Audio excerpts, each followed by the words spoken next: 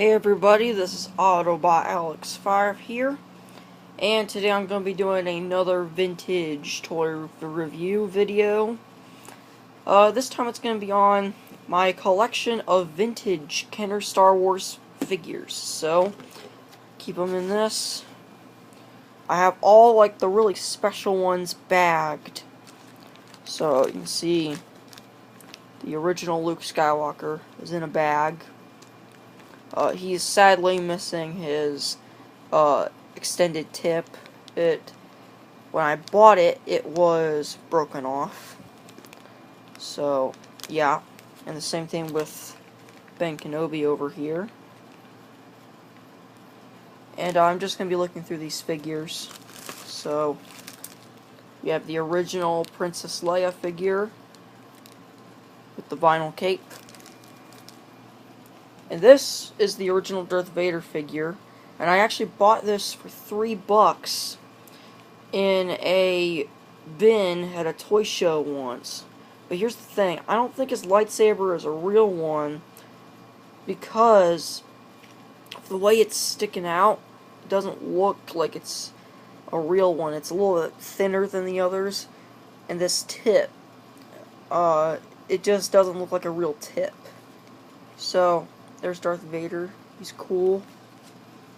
This is my good C-3PO. This one is very nice in condition, shiny, gold. Yeah, he's good. This is my other C-3PO. This one is the one I actually got in the same bin as the Darth Vader. He's less shiny gold. He's a little bit silverish looking over time. But, yeah, he's cool. And here is my R2-D2, and I love this figure so much. I got him in the same bin as C-3PO and Darth Vader, and he's very beat up looking and stuff, very yellowed. He was in this condition when I bought him, but I think that probably the sticker has gotten some scratches from being in this bin and stuff, but I love him, and I love to play with him, so, yeah, and just good memories there.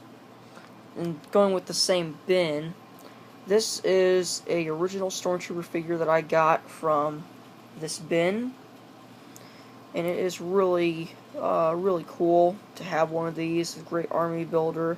He's not in the best condition. You can see his hands are very scuffed up. He's a little yellowed, but he looks pretty nice, and I'd like to get a few more of them. And their heads do not move. Their arms and legs do move. All these figures just have like the standard 5 points of articulation. We got Chewbacca. He's another one that does not have head articulation because of the sculpt. He is really cool. And I do have the first 4 figures that were released in the early bird kit. I always thought his hands were kind of funny looking, like kind of floppy looking, fur and stuff, but he's a great figure. I don't have his bow rifle thing. And so here we got one of my favorites, Gonk, the Gonk droid. I love this guy. He clicks when you move his legs, and the rubber stopper has been broken off, sadly. I actually had the rubber stopper on it, but one day when I went to go look through these figures, the rubber stopper was at the bottom of the bin, and it like deteriorated off, sadly. But the sticker on the front looks pretty nice. Gonk, gonk. And the original R2-D2 used to have a clicking head, but mine never did because of how old it is. And this guy's an interesting one of my favorites. This is my first vintage toy. This is the Death Star droid, but he's more based on the Sandcrawler protocol droid from the first movie, A New Hope. But they named him Death Star droid, so it's kind of a mistake, but he is a really cool figure, nice shiny, but mine's very, very loose because he's so old. He was my first Star Wars vintage figure. I actually found him in a bag at our own garage sale. He was going to, I don't know if he was going to be sold or what, but I'm glad I picked him out because he might have gotten sold. And the funny thing is, this was actually my brother's, and I asked my parents, and they do not know how he got this, so never know. He grew up in the 90s, so he couldn't have bought this in the store, so he might have got it at a garage sale, but he's very worn out. You can see some red marks on him, black paint marks on him from where he's worn out, but I love him so much. He is one of my favorite figures because he is sentimental value to me. And then we got Han Solo. This is the big head version. I think that the big head version looks okay, but I would prefer to have the other version, the small head version, and I'm planning on buying that one sometime. So we have Bossk. He's a cool one, but he's not as good as some of the other ones because of his head. It's a little bit different. He kind of looks like a lime. His head just kind of reminds me of a lime shape. The way it's textured and everything. But he's still a cool figure and has some nice detail for the time. And yeah, he's cool. And I always did like Bossk. Here we got the original Boba Fett, one of my favorites. The villains. It was a great one. Detail on him was pretty nice for the time. He's bluish color scheme. Just a classic figure. And we have Walrus Man. And I love this guy too. He's really goofy looking. Doesn't look like how he did in the movie, but he just looks so cool and has a lot of vintage charm to him. He's got the green skin and everything. We got Red Snaggletooth. This is not the original blue Snaggletooth version that came in the Sears set with all the other Cantina aliens.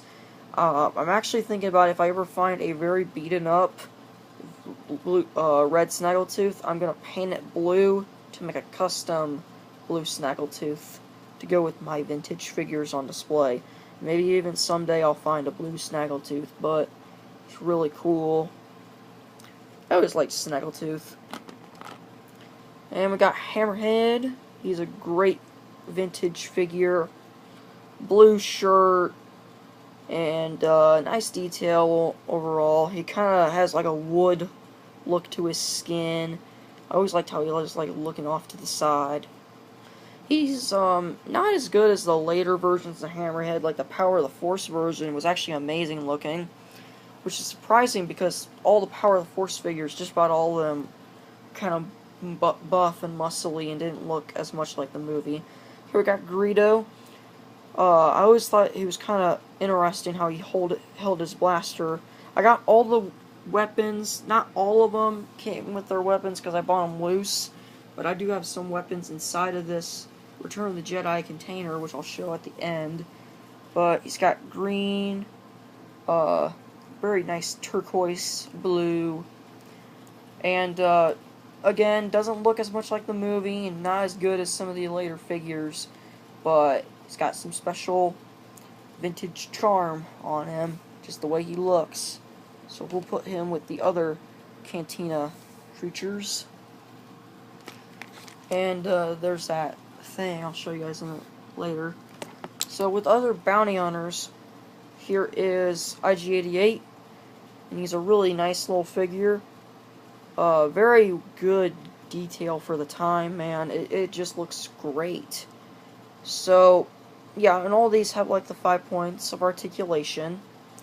So, yeah, I have his accessories. And, okay, it's almost gone to 10 minutes, so we'll look at one more figure. We have the Snowtrooper, Hoth Snowtrooper. He's really cool. He is another figure that did not have head articulation like the first Stormtrooper and Chewbacca, but he is cool, and he is missing his little skirt piece, because the skirt piece is actually kind of rare to find. Well, I got end this video right now. So, hope you guys like this video, and I'll do a part 2.